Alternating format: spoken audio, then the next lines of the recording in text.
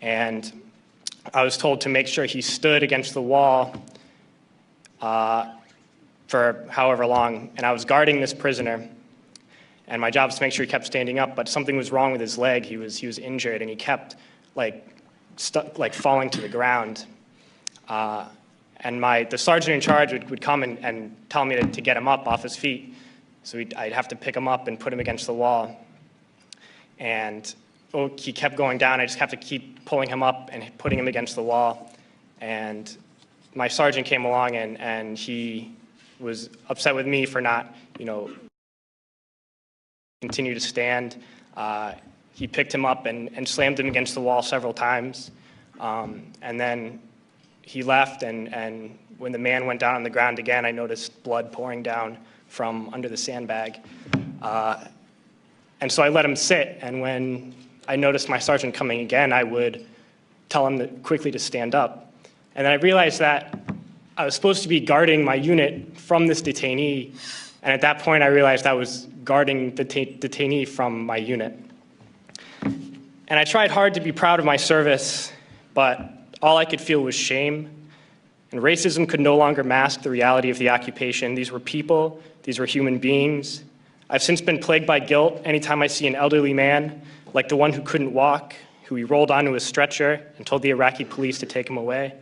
I feel guilt anytime I see a mother with her children, like the one who cried hysterically and screamed that we are worse than Saddam as we forced her from her home. I feel guilt anytime I see a young girl, like the one I grabbed by the arm and dragged into the street. We were told we were fighting terrorists. The real terrorist was me, and the real terrorism is this occupation. Racism within the military has long been an important tool to justify the destruction and occupation of another country. It has long been used to justify the killing, subjugation, and torture of another people. Racism is a vital weapon employed by this government. It is a more important weapon than a rifle, a tank, a bomber, or a battleship. It is more destructive than an artillery shell, or a bunker buster, or a Tomahawk missile. While all those weapons are created and owned by this government, they are harmless without people willing to use them. Those who send us to war do not have to pull a trigger or lob a mortar round. They do not have to fight the war, they merely have to sell the war. They need a public who is willing to send their soldiers into harm's way. They need soldiers who are willing to kill and be killed without question. They can spend millions on a single bomb, but that bomb only becomes a weapon when the ranks in the military are willing to follow orders to use it. They can send every last soldier anywhere on earth, but there will only be a war if soldiers are willing to fight.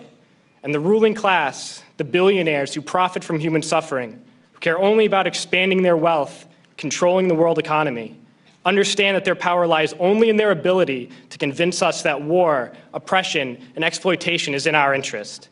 They understand that their wealth is dependent on their ability to convince the working class to die to control the market of another country. And convincing us to kill and die is based on their ability to make us think that we are somehow superior.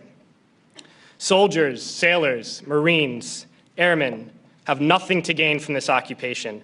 The vast majority of people living in the US have nothing to gain from this occupation. In fact, not only do we have nothing to gain, but we suffer more because of it. We lose limbs, endure trauma, and give our lives.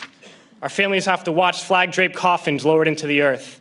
Millions in this country without health care, jobs, or access to education must watch this government squander over $450 million a day on this occupation.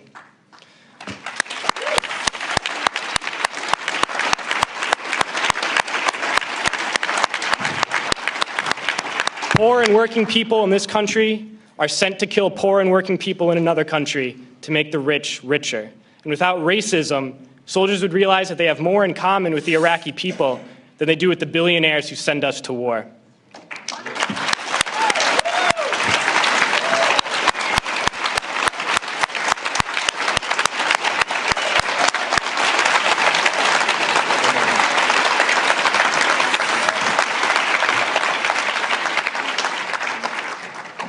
I threw families onto the street in Iraq, only to come home and find families thrown onto the street in this country, in this tragic and unnecessary foreclosure crisis.